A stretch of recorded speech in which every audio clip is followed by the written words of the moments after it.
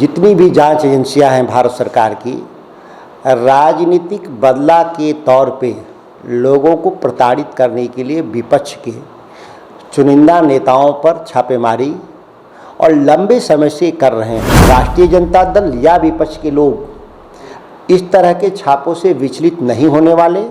इसीलिए आप देखते होंगे कि जो वास्तविक भ्रष्टाचारी हैं वो सभी भारतीय जनता पार्टी में एक समय में शामिल हो चुके हैं या शामिल हो जाएंगे। सुशील कुमार मोदी जी के रहते सृजन कांड हुआ था और उस सृजन कांड में कौन कौन लाभार्थी थे सभी को मालूम है बिहार में। सुशील कुमार मोदी जी ने आज तक उस जांच को पूरा क्यों नहीं करवाया? सत्ता पर कब्जा करने के लिए सीबीआई और जांच एजेंसियों का इस्तेमाल राजनीतिक तौर पे कर रहे हैं, ये सवाल है। आपकी फिटनेस का राज क्या है? एशवेल रस, ये एक ही बोतल में है। Stress, weakness, acidity, obesity, hair fall, skin की हर परेशानियों का एक ही हल। एशवेल life, diabetes free life.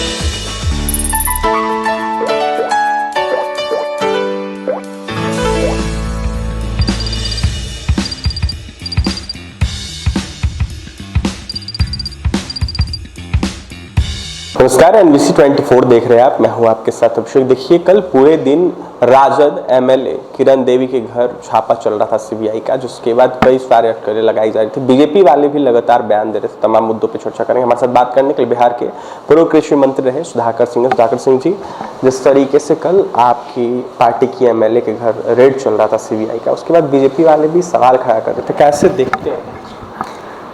Bharatiya Janata party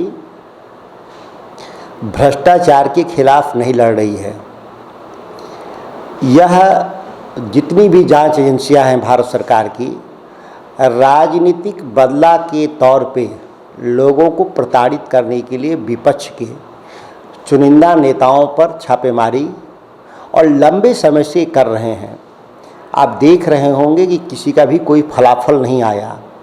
राष्ट्रीय जनता दल या विपक्ष के लोग इस तरह के छापों से विचलित नहीं होने वाले और ना ही परेशान होने वाले। जितनी भी इनकी कार्रवाइयाँ हैं वह लोकतंत्र को संकट में डालने के लिए, इसीलिए जन लोकपाल की बात हुई थी कि यह जांच एजेंसियाँ स्वतंत्र रूप से निर्णय लें कि अपराधी कौन हैं। अपराधी तय करने का अधिकार भारत की सरकार में बैठे हुए लोग तय कर रहे हैं। इसीलिए आप देखते होंगे कि जो वास्तविक भ्रष्टाचारी हैं वो सभी भारतीय जनता पार्टी में एक समय में शामिल हो चुके हैं या शामिल हो जाएंगे। और कोई दम नहीं है इस तरह के छापेमारी से, और इससे पार्टी कहीं भी परेशान और विचलित नहीं है।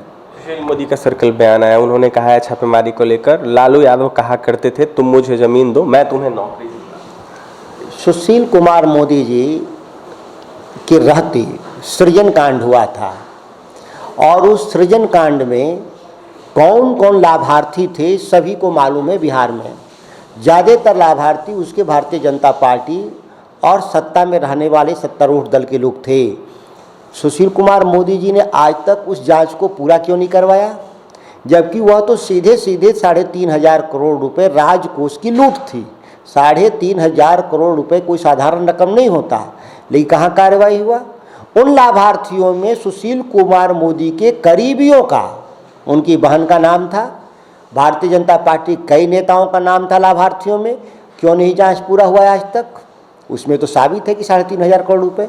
ये भारतीय जनता पार्टी और सुशील कुमार मोदी जैसे लोगों को किसी भ्रष्टाचार से समाप्त करने की लड़ाई नहीं है। सत्ता पर कब्जा करने के लिए सीबीआई और जांच एजेंसियों का इस्तेमाल राजनीतिक तौर पे कर रहे हैं, ये सवाल है। अंतिम सवाल रहेगा सर। नीतीश कुमार बिहार के मुखिया विपक्षी एकता की बात कर रहे हैं, लगातार विपक्षी एकता की मुहिम में चल रहे हैं। देखा जाए तो कुछ दिनों में बैठक भी होनी है, इसको लेकर क्या कहेंगे? देखिए, मेरा बहुत साफ मानना है, देवन से नीतीश कुमार जी जब आए थे, महागठबंधन के साथ सरकार बनाए थे, हम लोगों ने उस समय भी स्वागत किया कि आप आइए, विपक्षी एकता को मजबूत करिए, पद की अपेक्षा नहीं रखिए। पद तय करेगा देश की कौन बनेगा। और सच बात है कि विपक्षी एकता पहले से ही है कांग्रेस के नेतृत्व में, और इस देश में विपक्षी एकता बिना कांग्रेस का कल्पना से परे है। कांग्रेस नेतृत्व करेगी, कांग्रेस का नेता है उसका नेतृत्व करेगा, गठबंधन को वही नेतृत्व करेगा। उसमें हम जैसे लोगों को सहयोग करना है। ये जितने भी देश में क्षेत्रीय पार्टी हैं वो सहयोग करेंगे, तो ही भारतीय जनता पार्टी के खिलाफ मुहिम में ताकत आएगी। अन्यथा अलग अलग दफली, अलग अलग राग अलापने से विपक्षी एकता मजबूत नहीं होगा। नीतीश कुमार जी की पार्टी और उनके लोगों को इस बात को मजबूती से खड़ा करना होगा और कहना होगा कि हम आज कांग्रेस के साथ खड़ा है। विपक्षी एकता के सवाल पर कांग्रेस निर्णय ले कि भारतीय जनता पार्टी के खिलाफ कैसे लड़ना है। आप देखे भी होंगे कर्नाटक का परिणाम जब आया तो कांग्रेस अपार बहुमत से सरकार वहाँ बनाई, जबकि वहाँ विपक्ष का एक और पार्टी जनता दल एस भी वहाँ था, लेकिन लोगों ने कांग्रेस को चुना। इसलिए चुना कि जो देश जिस दौर से गुजर रहा राजनीतिक दौर से, उसमें अब निर्णय लेने का वक्त आ गया है तमाम लोगों को जो भारतीय जनता पार्टी के खिलाफ राजनीति करते हो। भारतीय जनता पार्टी की उन नाकामियों को, जो नीतिगत जो नाकामी है जिसके चलते देश का पूरा खतरे में है, उसकी विविधता, उसकी जो राजनीतिक ताकत थी उसको जो समाप्त होने के कगार पे है। ऐसे परिस्थिति में नीतीश कुमार जी को प्रयास करना चाहिए कि कांग्रेस मजबूत हो, विपक्षी एकता मजबूत हो। अलग से कोई बैठक का कोई औचित्य नहीं है, मैं साफ साफ बता रहा हूँ। और इस तरह से अलग अलग देश भर में कई जगह कवायद की गई, बैठकें की गई, फलाफल क्या हुआ? एक दूसरे को नेता नहीं मानने का एक संकट पैदा हुआ, क्योंकि जब आप नेता नहीं मानते हैं किसी दूसरे को तो दूसरा भी आपको नेता नहीं मानता है। तो ये मैसेज जो जा रहा है, इस मैसेज को रोकना होगा। और देश की जनता मन बना ली है भारतीय जनता पार्टी के खिलाफ लड़ने के लिए। फर्क नहीं पड़ता कौन साथ है और कौन नहीं साथ है, ये फर्क नहीं पड़ता।